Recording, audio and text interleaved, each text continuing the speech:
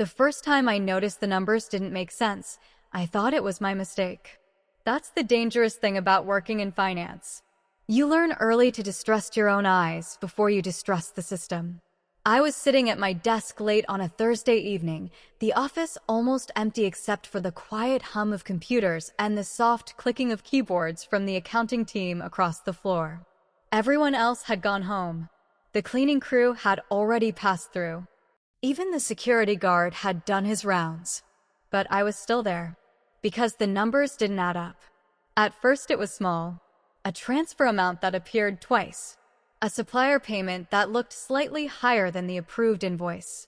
Nothing dramatic, nothing obvious, just small irregularities that most people would ignore. But numbers have patterns, and once you spend years analyzing them, your brain starts recognizing when something breaks the pattern. I worked as a financial analyst at a mid-sized logistics company in Chicago. Nothing glamorous.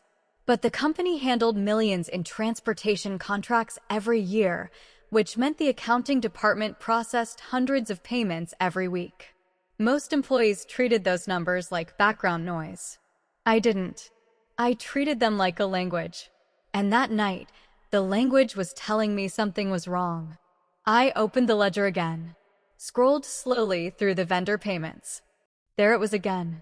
A transfer that shouldn't exist. Same vendor, same amount pattern, different dates. I leaned closer to the screen. $5,000, then $7,000, then $12,000. Each transfer spaced weeks apart, always just small enough not to trigger internal alerts. My stomach tightened. I opened the vendor file. The supplier existed, but the invoice numbers attached to the payments didn't match the shipment records, which meant someone had manually approved those payments. Someone with authority. I checked the approval log. The name appeared instantly. Daniel Harper, my manager. I stared at the screen for a long time. Daniel had worked at the company for almost 10 years. Everyone trusted him. He was the kind of manager who remembered birthdays, brought donuts on Fridays, and shook hands with executives like he belonged in their offices. He was also the person who approved almost every vendor payment, which meant if anyone could move money quietly, it would be him. My first instinct was denial. Maybe there was an explanation. Maybe I misunderstood something. Maybe there was a secondary contract or an adjustment invoice. So I kept digging. Another hour passed, then another. The deeper I went, the worse it looked. The transfers formed a pattern. Small payments. Always under $15,000. Always approved late in the evening. Always sent to the same vendor. And when I cross-checked the vendor address with the state registry, something made my stomach drop. The vendor company had been created only 8 months ago.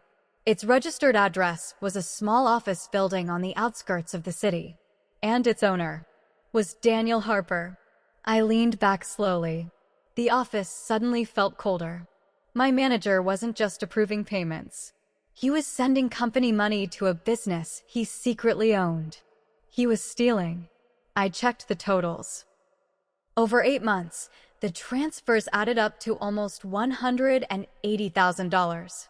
My heart started beating faster. I closed the spreadsheet, opened it again, checked everything one more time. The evidence didn't change. I had just discovered that my manager was stealing from the company. For several minutes, I just sat there. The quiet office around me suddenly felt heavy, because finding the truth is one thing. Knowing what to do with it is another. If I reported it, Daniel could lose his job, maybe face legal trouble. If I stayed quiet, the theft would continue, and eventually someone else would discover it. Someone who would ask a simple question. Why didn't the financial analyst notice? I looked again at the approval logs. My name appeared next to several of the transaction reviews, because Daniel had routed some of the vendor reports through my department, which meant if this exploded later, it could look like I helped approve the fraud. My stomach dropped. This wasn't just Daniel's problem anymore. It was mine too. I gathered the files, exported the transaction records, saved copies of the approval logs, and before leaving the office that night, I emailed the internal audit department. I kept the message simple. Hi, I believe there may be irregularities in vendor payments related to account VX214. Please review the attached documents. Then I shut down my computer, locked my desk, and went home. I thought I had done the right thing. I thought the audit team would quietly investigate. I thought the truth would come out through proper channels. I was wrong. The next morning, when I walked into the office, the entire room went silent. People were staring at me, whispering. My coworker Lisa avoided eye contact. Someone at the far desk quickly turned their monitor away. I felt a knot tighten in my stomach. Something was wrong. Very wrong. Then Daniel stepped out of his office. He looked calm, confident, almost amused. "Good morning," he said loudly enough for the entire department to hear. Then he looked directly at me. "We need to talk." My pulse quickened. I followed him into his office. He closed the door, sat down slowly behind his desk, and slid a printed email across the table. My email, the one I sent to internal audit. Daniel leaned back in his chair, smiling. "You really shouldn't accuse people of stealing," he said calmly, "especially when you don't understand how the system works." My chest tightened. "I checked the records," I said quietly. "The vendor belongs to you." He chuckled. Then he said something that made my blood run cold. "I know." I stared at him. "What?" "I told them you made it up." The room suddenly felt smaller. "What do you mean?" Daniel folded his hands. "I mean," he said calmly, "I told everyone in management that you falsified those reports." My heart stopped. "You're lying." He smiled wider. "And they believed me." I felt the ground shift under my feet. "You accused me of fraud," Daniel continued casually. "So I explained that you were angry about your last performance review, that you manipulated the numbers to make me look guilty." My mind raced. "That's not true." He shrugged. "Maybe not." Then he leaned forward slightly. "But now it's your word against mine." The office outside buzzed faintly through the walls. People typing, phones ringing, normal life continuing, while my career collapsed inside this room. Daniel tapped the printed email. "You should have thought carefully before sending this," he said. Then he smiled again, because at that moment, everyone in the company believed I was lying. For a few seconds, I couldn't speak. Daniel's words echoed in my head. Everyone believed him. I stared at the email on his desk, the message I had sent to internal audit, the one I thought would quietly start an investigation. Instead, it had somehow turned into evidence against me. "That's impossible," I said slowly.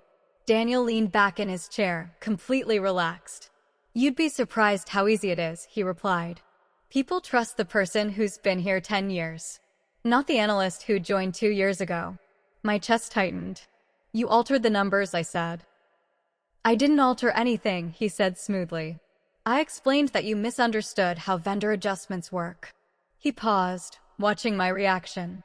"And I told them you've been struggling lately." The room felt colder. "What does that mean?" "It means," Daniel said calmly, "I suggested that maybe you tried to prove something that wasn't there." I felt anger rising in my chest. "You're stealing from the company." His smile didn't disappear. "Careful," he said quietly. "Accusing a manager of theft without proof could damage your reputation." I sent proof. Daniel shrugged. "Yes." And I explained why those documents were misleading. My heart was pounding. "You forged them." "No," he said calmly. "I just explained them differently." He stood up slowly and walked to the office window. The glass overlooked the open floor where our entire department worked. I followed his gaze. People were whispering, looking toward his office, toward me. Daniel turned back toward me. "You made a mistake," he said. "You tried to expose something without understanding the politics of this place." He stepped closer. "Now management thinks you're trying to sabotage your supervisor." My stomach dropped. "You're lying to them. And you're accusing me of fraud," he replied. Then he smiled again. "Guess which one of us they're more likely to believe?" For a moment, I couldn't breathe. Everything suddenly made sense. The whispers, the stares, The silence when I walked in. Daniel had moved faster than I expected. Faster than internal audit. Faster than the truth. "You're trying to destroy my career," I said quietly. Daniel tilted his head slightly. "No," he replied. "You're destroying it yourself." Then he walked back behind his desk, sat down, and folded his hands like nothing had happened. "You should consider withdrawing the accusation," he said calmly. "I can tell management you misunderstood the reports." "And then?" I asked. "And then," he said, "this whole thing disappears." I stared at him. "You keep stealing money." His eyes hardened slightly. "You keep your job." The silence between us stretched. Outside the office, someone laughed. A phone rang. Normal sounds. But inside that room, everything felt different. I realized something important in that moment. Daniel wasn't worried. Not even a little. Because he believed he had already won. Because he believed I had no proof. Because he believed the system would protect him. "You're very confident," I said slowly. Daniel smiled. "I've been doing this job a long time." He slid the printed email back toward me. "You should think carefully about your next move." I didn't pick it up. Instead, I stood up. "You know something?" I said quietly. "What?" "I expected you to deny it." He raised an eyebrow. "But admitting it?" I continued. "That was unexpected." For the first time, his smile flickered slightly. "I didn't admit anything. You said the vendor company was yours. That's public information. You said you told management I falsified the reports." And? I held his gaze. "Thank you." He frowned. "For what?" "For confirming everything." Confusion flashed across his face. Then I turned and walked toward the door. His voice followed me. "You should think about what you're doing." I stopped with my hand on the door handle. Then I said something that made the room go quiet. "I already did." I opened the door. The entire department looked up. Conversations stopped instantly. Eyes followed me as I walked back to my desk. Lisa glanced at me nervously. "Are you okay?" she whispered. I nodded. "Yeah," but inside my head something had shifted. Because Daniel believed he had control. He believed he had rewritten the story. But there was one thing he didn't know. When I stayed late the night before, I hadn't just saved spreadsheets.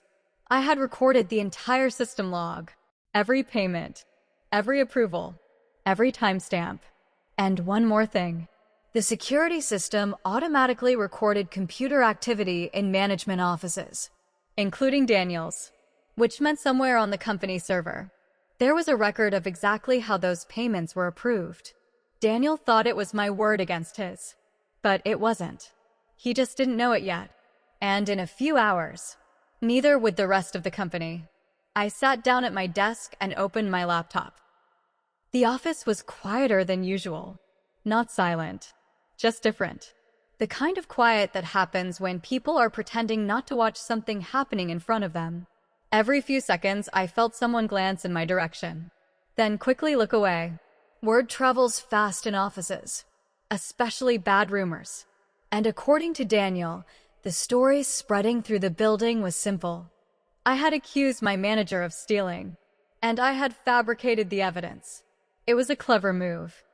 Because once people believe someone is lying, every word they say afterward sounds suspicious. Daniel understood that. He had shaped the narrative before the investigation even began. But he had made one mistake.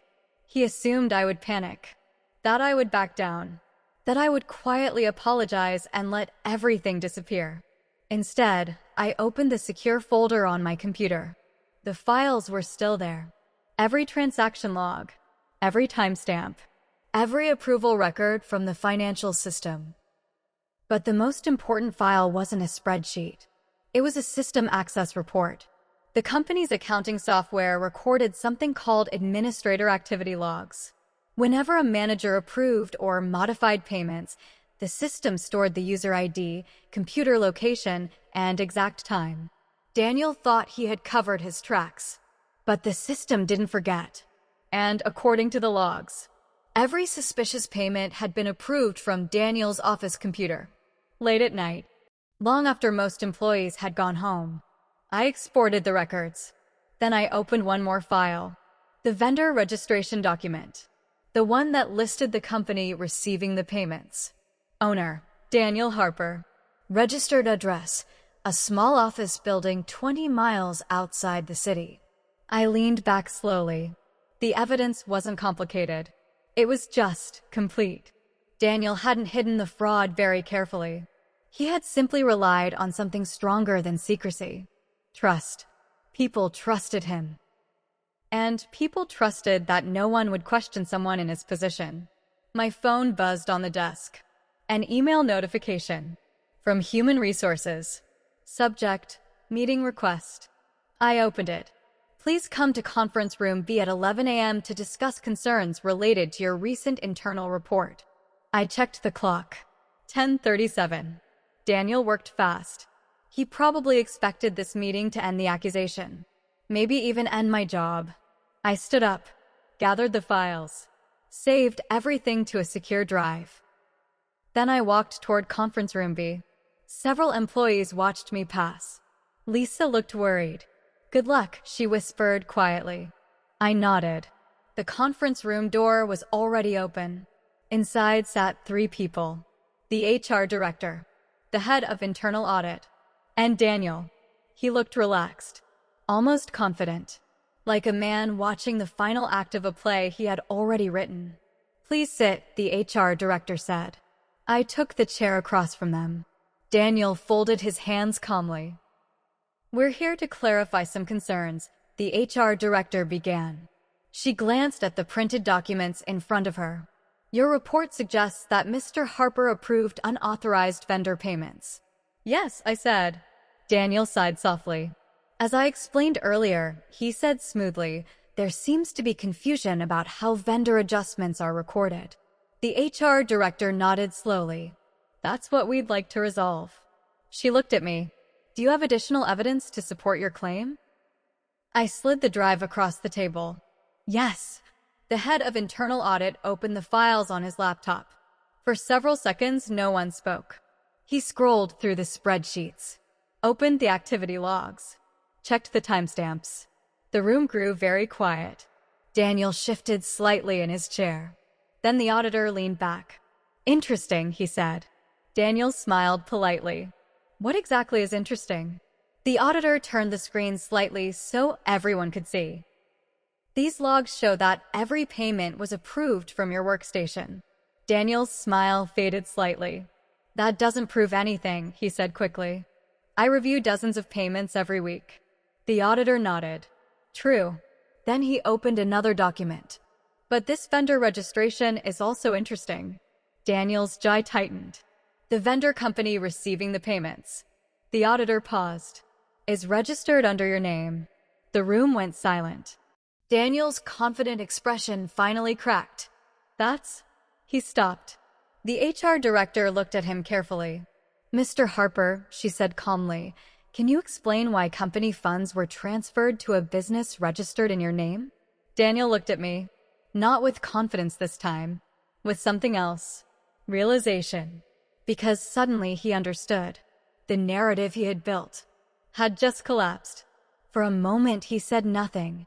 Then the auditor spoke again. The total amount transferred is approximately $180,000. The HR director closed the file slowly. Daniel, she said quietly, we're going to need you to remain here while we continue this discussion. The calm tone didn't hide the seriousness behind it. Daniel leaned back slowly. His shoulders dropped slightly. The confidence that had filled his office earlier that morning was gone. And for the first time since this began, he looked nervous. No one spoke for a few seconds. Then the HR director turned toward me.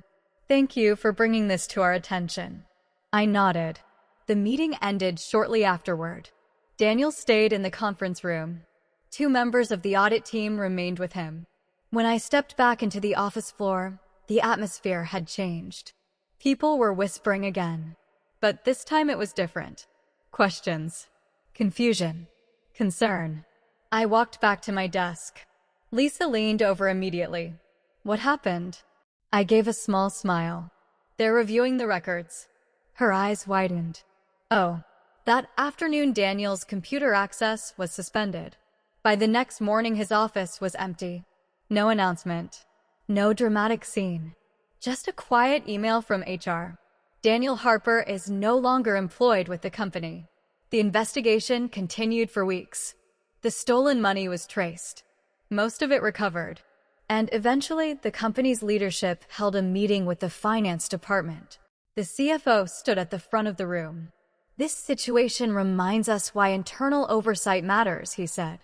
Then he looked directly at me. "And why integrity matters." After the meeting, people approached my desk. Some apologized for believing the rumors. Some simply said thank you. But the moment that stayed with me happened later that evening. As I packed my bag to leave, Lisa stopped beside my desk. "You know," she said quietly, "when Daniel told everyone you were lying." She hesitated. I almost believed him. I nodded. "I know." She looked at me carefully. "So why didn't you back down?" I thought about the question for a moment. Then I answered honestly. Because the truth was still there. I shut down my computer, picked up my bag, and eventually I said, "The truth always catches up." I walked out of the office that night feeling something I hadn't expected. Not victory, not revenge, just something quieter. Relief. Because sometimes doing the right thing doesn't feel dramatic. Sometimes it just feels like the weight you were carrying finally disappears. And the story people tried to write about you no longer belongs to them.